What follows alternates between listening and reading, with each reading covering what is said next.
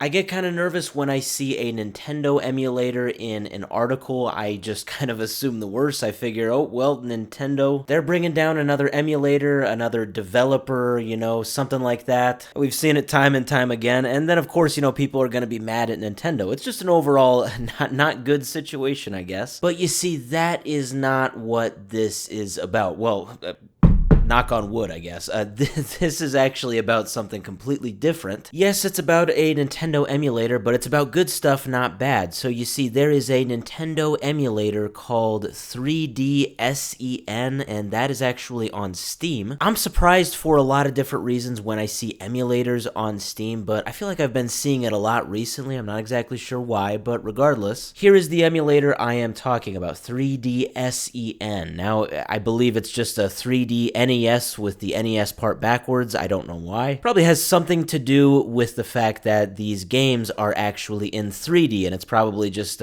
some sort of a joke or something that just goes over my head. But regardless, it says 3DSEN is a unique emulator that transforms classic 2D NES games into stunning 3D voxel experiences. Relive your favorite retro titles like never before. So this is by Geod Studio. It looks like this is all that they have made on Steam. And you will see right there where it says release date that this just came out Thursday. And, well, you see, that is kind of the thing. This did not just come out on Thursday. In fact, this has been in development for 10 years, and it has been in Steam Early Access for 5 years. But yes, on June 19th, Thursday, we got this post. On the Steam page for this emulator, it says, I cannot believe I'm writing this, but here we are after over 10 years of solo development, meaning this is just one person that made this. Very impressive. It says, countless late nights, mysterious bugs, painful rewrites, and yes, constant back pain. After all of that, 3DSEN, PC, and VR has officially exited early access. So yes, it just talks about how this is a true milestone for the project. And I am reading, by the way, that for the record, you do apparently have to own legally obtained ROMs to play this emulator. Not sure exactly how that's enforced, but that's good. I, of course, don't support any, piracy or anything like that. And to celebrate all of this, the emulator is 40% off. So the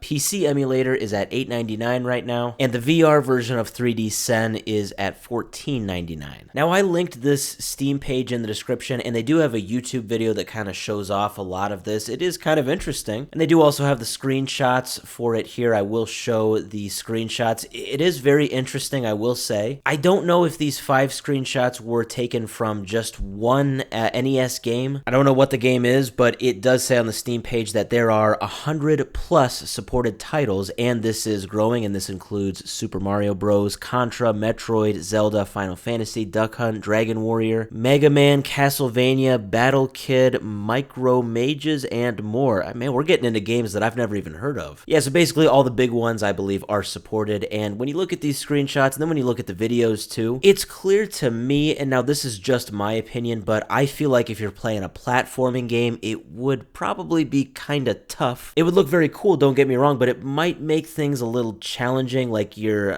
depth perception or like your hitboxes might kind of be a little, I don't want to say off, but it might just be a little misleading, I guess, whereas if you're playing like a turn-based RPG, like a Final Fantasy or a Dragon Quest, you should be totally fine, and it is going to look absolutely beautiful. That is my takeaway from this too. I mean, yeah, this emulator, what they've done, however they have worked this crystal ball to make these 2D games more 3D, it is very impressive. Funny enough, and maybe a little ironically, it reminds me a lot of the HD 2D style that we have seen from recent games like Octopath Traveler and the new Dragon Quest III remaster. It's very cool what they are doing with these games that are, I don't know, 30, 40 years old. But that being said, and I have knocked on wood, so, keep that in mind, I have seen quite a bit of comments here that are talking about this, and I don't blame them. People saying like, oh, project looks great, I just wonder when Nintendo's lawyers are going to get involved. It's worth mentioning that this is, I believe, the first and maybe the only Nintendo emulator on the Steam store to actually charge money. That's something that I find interesting because these are usually the things that Nintendo and their lawyers